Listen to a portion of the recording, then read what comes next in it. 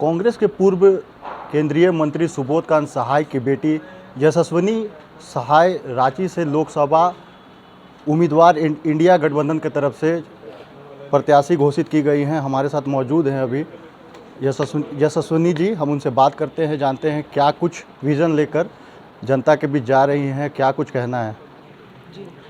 क्या कुछ विज़न है, कैसे जा रही है जनता के बीच? देखिए, अभी तो मैं जनता के बीच में हूँ, तो मैं उनकी भी बातें सुन रही हूँ, समझ रही हूँ, उनके दर्द को भी देख रही हूँ, उनसे जो प्यार मिल रहा है उसे भी ले रही हूँ, सीख को भी ले रही हूँ।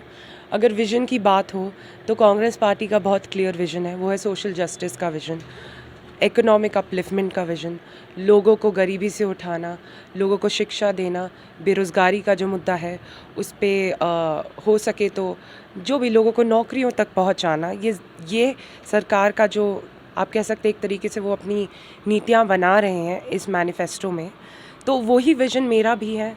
मैं उस विज़न को ही लेकर आगे बढ़ रही हूँ। रांची की जनता को आप कैसे देखते हैं, क्योंकि गरीबी यहाँ काफ़ी ज़्यादा है, बेरोजगारी है, ऐसे में क्या कुछ जनता के लिए करिएगा अगर जीत के आइएगा तो? देखिए, गरीबी की आप बात कर रहे हैं, बेरोज़गारी की जो आप बात कर रहे हैं, सबसे बड़ा मुद्दा ये होता है कि लोग, अगर कोई युवा आज शिक्षित होकर भी नौकरी नहीं पा पाता है, डिग्री के बाद अगर नौकरी नहीं मिल रही है, तो सबसे बड़ा प्रॉब्लम ये है कि आपकी डिग्री का क्या वैल्यू रह गया। आप इतने साल पढ़ाई किए, पैसे दिए, पैसे खर्च किए, मेहनत की, और आपकी डिग्री के बाद आपको कोई तनख्वाह इतनी कम मिलती है या कभी कभी नौकरियां ही नहीं मिलती हैं, और अगर नौकरी मिल गई तो उसके बाद भी नौकरी छूट जाती है। ज़रूरत है कि युवा को अपस्किल करने की, ऐसे स्किल्स देने की कि ताकि एम्प्लॉयर जो कोई आपको नौकरी देने वाला हो वो तुरंत आपको हायर कर ले। बहुत बार क्या होता है ना कि हमारा जो एजुकेशनल सिस्टम है, और ये मैं इंडिया की ही बात करूँगी, तो नेचुरली रांची में भी वो चीज़ आया ही है, क्योंकि एजुकेशनल सिस्टम तो सेंट्रल लेवल से चलता है। प्रॉब्लम एक चीज़ है कि हमारा जो एजुकेशनल सिस्टम है वो आउटडेटेड है, उसे अपडेट करने की ज़रूरत है।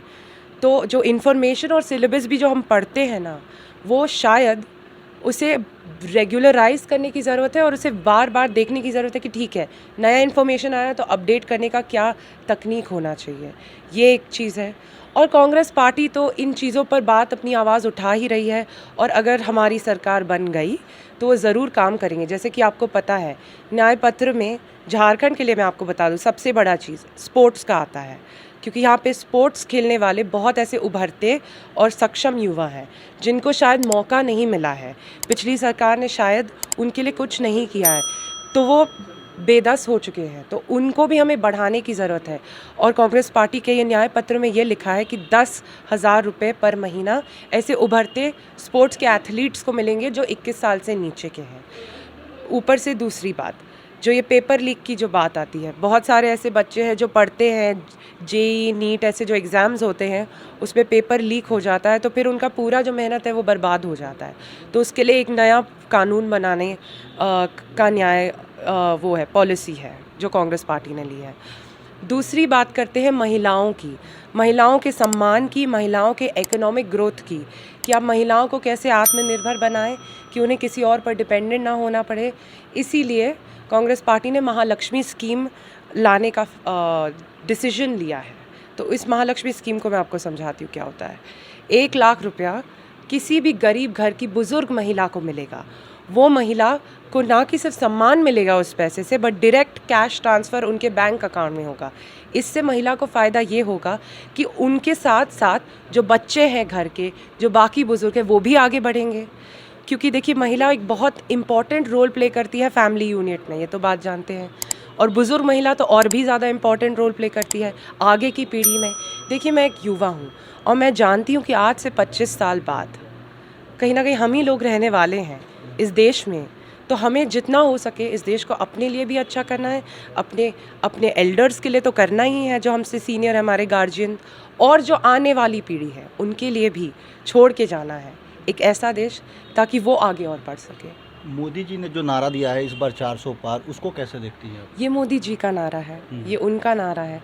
हमारा बहुत क्लियर विजन है, हमें सोशल जस्टिस पे काम करना है, विकास पे काम करना है, लोगों को पॉवर्टी से निकालना है। जो लोग गरीबी रेखा के नीचे हैं उन्हें निकालने की ज़रूरत है, जिनके पास शिक्षा नहीं है उन्हें शिक्षा देने की ज़रूरत है, जो महिलाएं ओप्रेस्ड है या त्रस्त है उन्हें ओप्रेशन से निकालने की ज़रूरत है। तो हमारा यही विजन है। रोटी कपड़ा मकान के लिए झारखंड कहीं ना कहीं तरसता रहता है, आगे का विजन कहीं तैयार होता ही नहीं है। जी जीवन रोटी कपड़ा मकान जुगाड़ने में ही गुजर जाता है। बिल्कुल। ऐसे में आप इसको कैसे सुधारिएगा? देखिए, मुझसे जो हो सकता है, जो लोगों की समस्या है, मैं जितना घूमी भी हूँ मुझे समझ में आया है कुछ कुछ जो आप बात कह रहे हैं वही है। बेसिक नीड्स जो होती है लोगों की, रोटी कपड़ा मकान, उनको जब तक हम नहीं क्लियर कर पाएंगे तभी तो सेकंड स्टेप पे जाएंगे कि आगे का ग्रोथ का बात करेंगे। आज हम कहते हैं कि इंडिया का जीडीपी बढ़ गया है, हम 5th लार्जेस्ट कंट्री बन चुके हैं। पेपर पे तो यही बातें होती हैं कि आप देखेंगे कि वाह हम लोग एक महान देश बनने वाले और तीसरे लार्जेस्ट इकोनॉमी भी बन जाएंगे। बहुत अच्छी बात है, पर ये चीज़ जानना ज़रूरी है कि हमारे लोग आज तो भी गरीब हैं, तो कहीं ना कहीं काम होकर भी क्यों उन लोगों तक पहुंच नहीं पाया है। मेरा तो पूरा प्रयास इसी दिशा में रहेगा। रोजगार के लिए जिस तरीके से झारखंड में ST/SC एक्ट है, आप कुछ रोजगार जैसे ही आने लगता है तो विरोध होना शुरू हो जाता है, तो ऐसे में कैसे झारखंड आगे बढ़ेगा? देखिए, अगर आप सिर्फ झारखंड की अगर बात करें तो नेचुरली यहाँ पे विभिन्न प्रकार के आप कह सकते हैं कि प्रॉब्लम्स तो हैं और लोग अपनी आवाज़ें भी उठा रहे हैं जो उनके हिसाब से उनके मुद्दे हैं। मैं उनके बारे में नहीं बात कर रही हूँ, मैं कह रही हूँ कि हमें एक रेगुलराइज लॉ की ज़रूरत है जो लोगों को रोज़गार की गारंटी दे, और वो ही कांग्रेस पार्टी का विज़न है। यहाँ पे कोई भेदभाव की बात ही नहीं है। जो गरीबी रेखा से नीचे हैं, जो शिक्षित युवा हैं, उनको रोज़गार मिलने की बात हुई है, तो उसी पर हम फोकस करेंगे।